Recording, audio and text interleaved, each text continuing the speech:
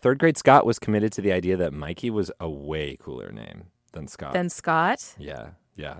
But because Scotts were uncles. Scott Disick was the coolest Scott around. You thought it was an old guy name? Yeah, Mikey was like young and hip. Mikey. I know. Were you too young for the Mikey? He likes it. I was 8 years old. No. It's Life cereal. Mikey likes it. No? You missed out on that one? Doesn't land like... No, maybe that was why. Maybe that was because we did eat Life cereal. We were like a very... like limited cereal, sweet cereal. Life was the sweetest cereal we could eat. He likes it. Okay. So maybe that got into my head. That's that. We got to the bottom of that one. Let's get to the bottom of more stuff. It's time for Sound Politics.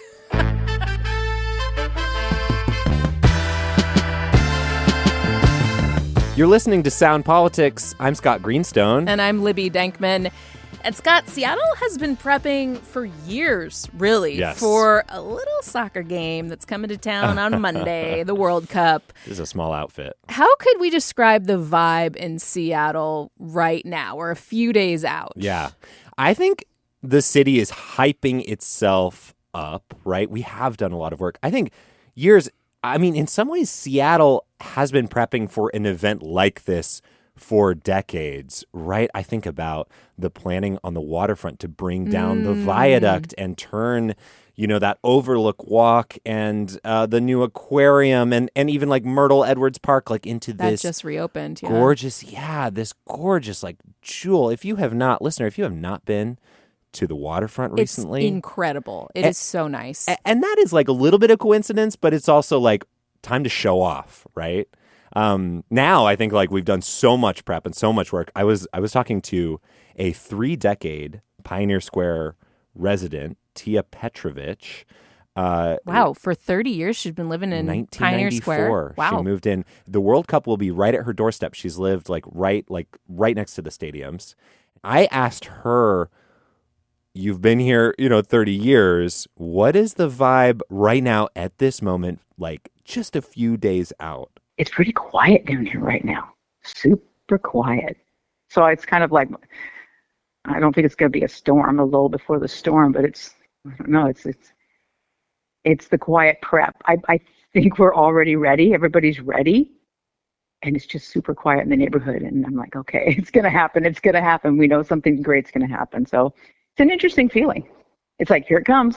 So there's sort of like this intake of breath before the big deluge of noise and people arrives.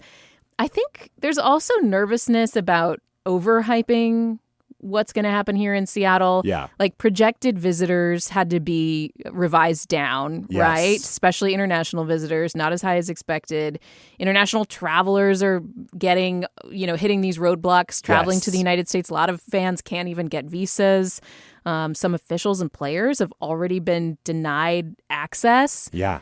Airbnb demand is down on the days of the games in Seattle, not for the other host cities, but for Seattle, down 2% compared to the same days last year, which is wild. Like, it just doesn't seem like visitors may be showing up to quite the extent we expected. Yeah, and I think that is a potential disappointment, right? Because I think Seattle likes to see itself as liberal and international, and so the sport of the world, right? Not the American sport, but the sport that is more popular everywhere else, being played here, and obviously the biggest event in that sport. A big soccer town too. Like we support the Sounders and the Reign like really strongly. Yeah. Right. So that the World Cup being played here is exciting. But we're still part of America, and America right now is not so liberal and not so internationally minded. Are we overhyping it? There's a little bit of that Seattle skepticism. I don't know. We could blather on about the symbolism forever, but we're actually here to talk about politics, not soccer, not symbolism, not This isn't sound culture. Soccer. This is sound politics. I wish. Yeah, and somebody who wasn't really that into sports before she was elected mayor of this fine city. She's since presided over a Super Bowl win, though, and she did play soccer herself. So maybe she's suited for this moment. Seattle Mayor Katie Wilson. Yeah, and you two talked this week on your show Soundside, and we are going to play part of that conversation and talk a little bit about it.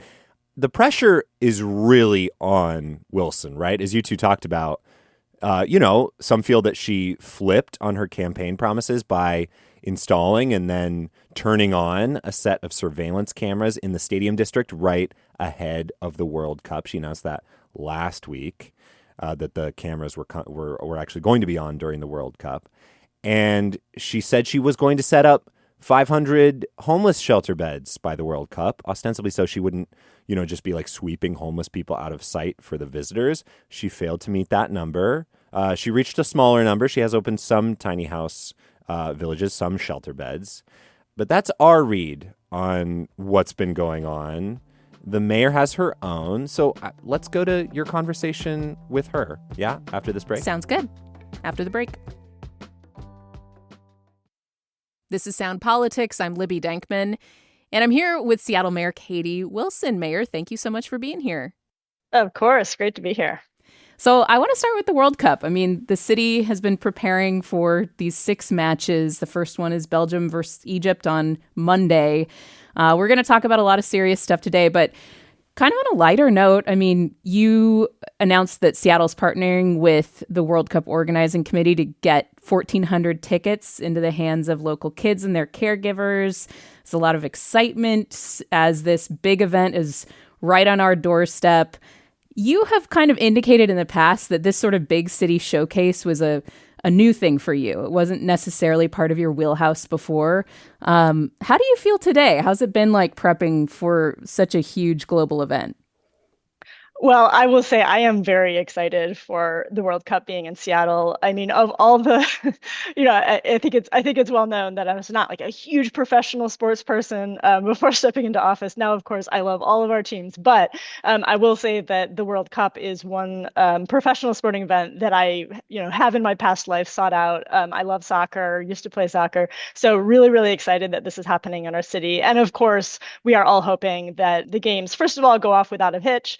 But also that this is a real benefit to our city, both in terms of economic benefit and just being able to really show off our city. We're going to have so many visitors from around the world and around the region. We want people to come, have a great time, and to leave wanting to come back, right? And I think it's going to be a lot of fun. I'm really excited about the fact that, as you said, 1,400 youth and their caregivers are going to be able to attend these games for free. And even if you're not going to the stadium, we have free watch parties all around the city, and just really excited for the energy that that's going to create. So there's been this long-running debate about the city surveillance cameras, and you made a call on Friday that you were going to turn on the cameras that are around the stadium district. Now, those were part of the group of cameras that you had allowed to be installed, but again, they were turned off in the absence of a credible threat. I'm just curious, what did you see or what did you hear from law enforcement that made you decide that this was the time to turn those cameras on? Can you give us a sense of why you made that call? Yeah, sure. And I mean, basically, a week ago or so, I got a briefing from SPD and other law enforcement partners where they outlined a couple of credible threats that had come in. And, basically that means someone with the intent to harm, people or property, in the context of a big event like this, where we also believe that that person potentially has the means to carry out that threat. And it is unsurprising that at an event of this magnitude, with this much attention on it, that our law enforcement agencies would be gathering information about credible threats, but basically the information they shared convinced me that it was warranted to turn on those cameras in the stadium district. And I'll just say this is entirely consonant with the approach that I outlined earlier this year to our CCTV surveillance system. I'm still waiting for the news headline that says, Mayor Wilson does exactly what she said she would do, as opposed to, reverse course or caved or whatever. But it seemed to me a warranted decision, and we will be turning those cameras off after the game so that we have time to complete our data security audit and the other evaluations that are underway so that we can have that public conversation and make a more holistic decision about the future of our surveillance in Seattle. So we are waiting for that information, for the audits on privacy, the audits on effectiveness. What will your thought process be like when you are taking in that information and making a decision on the bigger question about the future of these cameras, whether they expand in our city or not. Yeah, and I will also say that this is not just my decision, right? Like this is going to be a decision that's made also in consultation with our city council, and with numerous stakeholders in the public. So I anticipate there being a public conversation around this that will shape that decision. But we really need the information, right? I mean, the Real-Time Crime Center and our CCTV cameras were conceived of as a pilot, and part of this evaluation was kind of baked into the plan from the beginning. And then this decision to expand the pilot kind of was made before that evaluation had been completed. So we really want to do that work to understand how the cameras are being used, how effective they are, and then all of the questions around civil rights, civil liberties, privacy, and potential misuse of that data.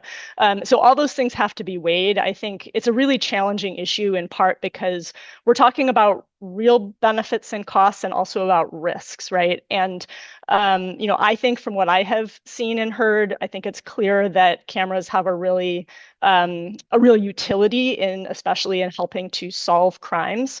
And at the same time, there are risks with misuse of that data and also just concerns about privacy, right? The fact that, for example, that camera footage can be through a public disclosure request given to anyone in the public. So there's a lot of considerations which are just genuinely difficult to weigh, and I think that's part of why we need that bigger public conversation as well as more information than we have yet. Is it fair to say then that the privacy audit is really the one that you're most waiting for? Because it sounds like you have been convinced by what you've seen already in terms of effectiveness, but you're just really waiting for more information about potential risks. I don't think that's the complete picture. I think the potential risks are really important, especially in the context of federal immigration enforcement and the heightened anxiety around our federal government and the ways that it might be trying to use information. But I will say that even if we establish that these cameras have a utility in solving crime, that still has to be weighed against people's just kind of privacy concerns, which isn't necessarily the same thing as data security, and also just cost and right, just what is the place of these cameras in our larger public safety strategies, and I really think it's important not to overstate the role. Right, when we talk about public safety, there's so much that we are talking about, and in the end, I think that these cameras are a very, very tiny part of that, and so I know a lot of public attention and debate has been focused on them, but when we think about what makes people safe and what makes people feel safe in our city, there is so much more, right? Everything from prevention and our, crisis responders and even traffic safety, right? Which in a recent annual public safety survey actually was people's top public safety concern, right? Above any of the normal things that you think of as public safety, right? Traffic safety is really high up there. So my administration is working really hard right now to develop kind of our overarching strategies around public safety, and the surveillance is a very small component of that. Let's talk about the shelter situation. Obviously, earlier in the term, you had promised 500 new shelter beds open by the World Cup. It was always going to be a stretch goal. You called it an aggressive timeline initially. So far, the Inner Bay Pallet Shelter is the only new shelter that's going to be coming online before the World Cup. There's 75 units in that pallet shelter facility. More units are expected later this summer in West Seattle and South Park. Was it a mistake to set such an aggressive goal? Where are we at right now? Yeah, as you might imagine, this is a question I'm getting asked a lot. I don't feel that it was a mistake. The reason why during the campaign last year I talked about 4,000 units over 4 years, and then we translated that into 1,000 units in my first year and 500 in the first half of the year. It was really a desire to talk about the scale of the need, right? And that number. I mean, big numbers are big numbers, right? But where that number came from was understanding that we have over 4,000 people sleeping unsheltered on the streets of Seattle. And given that, for example, in the last 4 years before I entered office, Seattle produced a net addition of 13 units of shelter, I felt there was a real need to recenter the conversation on the scale of the problem and what it was going to take to actually address that in a really meaningful way, even if that was a huge number that was going to be really hard to achieve. So I don't think that that's a mistake to reframe the conversation in that way. And I think the utility of doing that and what I've seen over the last 5 months is that really lit a fire under both internally in the city, all the city departments that we have been working with to accelerate our shelter delivery, and then externally with our partners, right? Both service providers and also philanthropic partners. And so what I've seen is really a remarkable coming together of all of these stakeholders and actors in a way that has meant that we are getting shelter set up way faster than this normally happens. And the pallet shelter that you mentioned in Interbay that we officially opened this past weekend, that happened just so much faster than a project like that normally comes online. And as you mentioned, we have a number of other shelter sites that are going to be opening up in the next few months. So even though we're not meeting that 500 in the first half of the year, we are going to be adding hundreds of new shelter units this year. And also, I think this is the other part that I'm really proud of, is being really intentional about making sure that this is not just a roof over someone's head, right? We know that people coming out of chronic homelessness who might be struggling with drug addiction, mental illness, often need a lot of supportive services in order to be successful in a shelter environment. And so we're being very intentional about pairing this shelter with supportive services in the right way, being very intentional about public safety plans and making sure that these shelters are going to be successful in the neighborhoods that they're located in. And that's really learning from so much experience over the last 10 years of how we have tried to do shelter in this city. So so I guess, I don't think it's a mistake, obviously, the way that then people, frame it as like, oh, you failed to meet the goal or whatever. But I think we need to keep talking about those big numbers, because ultimately the test of the success of what we're doing here is, are there dramatically fewer people sleeping unsheltered on our streets, right? And so I'm happy to keep being vocal about the fact that we are failing until we start to succeed. And what's the biggest hurdle that you've run into? Is it siting? Is it getting the land that is required? I know you've pushed through some changes when it comes to that through the city council. What's the biggest hurdle? Yeah, I mean, siting, opening a new shelter is a complex thing, right? There's siting, there's all the kind of lease negotiations, contracting with service providers, site readiness, kind of site development. So there's just a lot of moving pieces, and it requires, multiple city departments, hook up the utilities, all this stuff. So there's just a lot of moving pieces. That's really what it is. I mean, we looked at over 80 sites, 80 potential sites, and basically assessed them along kind of multiple dimensions for feasibility and readiness, and narrowed that down to, I think, 20 some kind of higher priority sites. So we're going to continue doing this work over the next 4 years. But yeah, it's really just a complicated process, and we're moving as fast as we can. Money is another problem. Money, obviously. Of course. Yeah. And always. also, coming into office, right?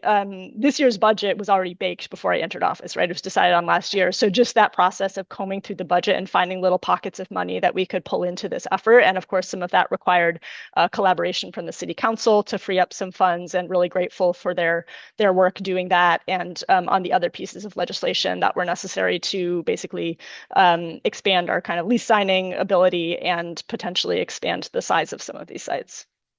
KCRHA has been under fire. The damning fiscal audit is something we've talked about on this show. There was financial malpractice outlined there, including losing track of $8 million. The city and county now plan to put this independent financial analyst within KCRHA. You announced that yesterday, I believe, or earlier this week. So how did you and County Executive Zahalai kind of come to that decision? And do you think that will be enough to turn things around with KCRHA?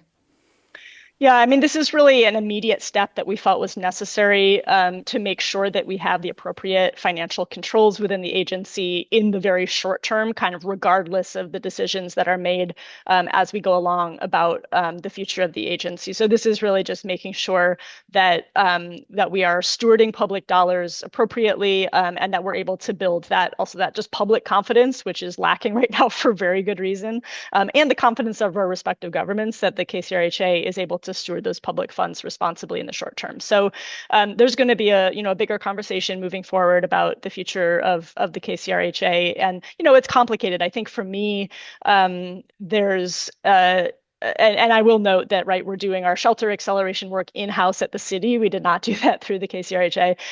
But it's really important to me that we are, as we make these big decisions, we are ensuring continuity of service provision, right? So, the KCRHA holds all these contracts. We really don't want a situation where service providers are suddenly not sure where their money is coming from to keep delivering the services that they're providing. So, and making sure that we have that stability also for the workforce. So we're trying to move both intentionally and urgently to make these decisions at the same time as we make sure that there is that stability and continuity. And that's just a difficult balancing act, but there's going to be a lot of stakeholders involved as we kind of figure out what that future holds.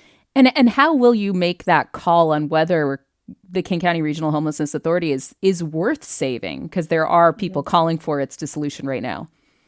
Yeah, and I think another thing that makes this complicated is that this isn't just a question of where the city and the county put their funding, right? We have continuum of care funds, which come from the federal government, which the KCRHA, is the entity that manages those funds. And it's not a simple thing to move all of those functions away from that regional entity. And with the degree of federal uncertainty that we have right now over those funds and other things, right, there's a real risk to instability. So there's just, I'm not going to give you a super clear answer except to say that there are a lot of competing kind of desires right now that we're trying to balance. And I think, the way forward will become a lot clearer over the next couple of months. Seattle Mayor Katie Wilson, I really appreciate your time today and going through, again, a really wide variety of topics with me. Appreciate you, as always, for coming on the show. Well, great to be here. Thanks, Libby. And that's the first half of my interview with Seattle Mayor Katie Wilson. The full 30 minutes is available over on the Soundside feed, also on the KUOW app. We talked about fare enforcement, light rail to Ballard, and how her relationship with the business community is going. Spoiler alert, she thinks that the rhetoric is not accurately reflecting what's happening, kind of similar to what we heard earlier from her on cameras and other things. So, Scott, what stood out to you about what the mayor had to say? You also talked to her this week. Yeah. And last week she said something along the lines of don't believe the hype when it comes to how she's fighting with the business community, because they have pitched in some money like Starbucks, which, as we've talked about before on this show, there's been much hype about the clashes between the two after she said, I'm not going to drink Starbucks and you shouldn't either, the day she claimed victory in the election. Starbucks announced it was moving jobs out of town. But then, as she's pointed out, Starbucks has donated to help open some of these tiny house villages. So don't believe the hype. When she says that, she kind of means we're getting along better than the media would have you believe. I think she's trying to put a really good spin on this speedy effort to get a lot of these shelter units open quickly. It's not all spin. I have been talking to some shelter providers who say, she's working really fast, maybe faster than we've ever seen before. And I talked to some veterans who have been around for quite some time. And even though it's not 500 units, getting the 75 up before the World Cup in the first 6 months. She took 5 months between site selection and the opening day, and that's pretty quick. She said among the fastest in city history. But, it's not just about, opening a bunch of shelter units quickly. She has to keep them open, and that's going to be actually really hard. She has to keep them open, and she has to keep opening more, and that is going to be a really tough juggling juggling act to do. She talked about the fact that her predecessor only opened a net 13 new units of shelter during his time in the mayor's office, Bruce Harrell. Yeah, but we should say, and I kind of wish we needed to move along because we have a lot of topics to get to, but that number is deceptive because a lot of those shelter beds were closing during Harrell's tenure because COVID money was going away from the federal government. So just to keep afloat, Seattle had to put in a lot more resources. That is exactly what I was going to say. I'm glad you said it, because I put that to her as he had to spend some time actually just keeping open shelter beds that were going to close. And you're going to have to do that too. In fact, I talked to Mayor Wilson on Monday, and I was like, you might have to do more of that than him, because it's not about the COVID funding anymore. Now it's the federal government taking away or threatening to take away or trying to take away the rest of the funding that they provide, or a big chunk of it. There's a lot of questions and lawsuits tied up in that. HUD continuum of care questions, things like that. Yeah. Yeah. And the way they want to shift some of that money from housing to treatment or things like that. Yeah, they don't like the housing first model that Seattle follows. Yeah, and that's going to be fought out in the courts. It's going to be fought out in a lot of ways over the coming years. But that's the big question hanging over all this. I asked her on Monday, do you have anxiety about that? And she said, absolutely. Everyone is terrified about losing our funding. And we are going to need to focus on how we get those, those funding streams that will stay and allow us to keep our housing open. But I don't know that she has a great answer for that question right now. It is optimistic if things start moving faster, as you say, if the cadence at which new shelter can open up, if that becomes habit and there is a steady amount of resources behind that. But that's the big question, right, is if there will be. Yeah. But that's all the future question. And right now, I do think she's feeling the good vibes of hey, the city looks great. It does feel really clean. I do talk to a lot of people who said it feels clean. Yes, the homeless sweeps are continuing and folks are not getting offers of shelter. But, for right now, I think she is kind of let's enjoy this moment to show our city off to the world. And we should say that there have been some efforts to get people offers of shelters when it comes to specific pushes, like at Pioneer Square. Yeah.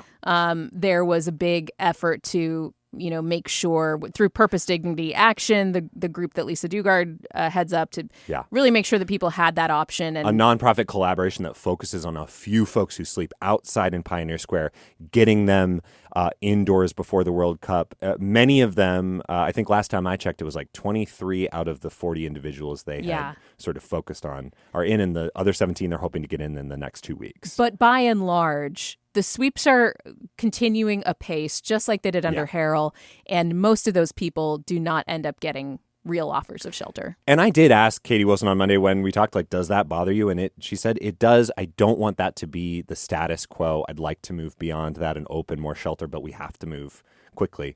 I was going to end on the good vibes of the World Cup, but that is the awkward, I think a little bit unsettled moment that we're in. Where the reality is complicated. Yeah. All right, I think we can call it there. I mean, this has been Sound Politics. I'm Libby Denkmann. Our editor is Cat Smith. Our producer is Hans Anderson. And I'm Scott Greenstone, and this show is only possible, listener, because you support us. And if that doesn't actually describe you, please consider a donation at KUOW.org/politics. If you're not giving to Sound Politics currently, you don't know what you're missing. It feels so good. Oh my God, the feeling is amazing. It's a warm fizz. Okay. We're going a little wax poetic about the feeling of donating to public radio. KUOW.org/politics. And thanks. See you next week.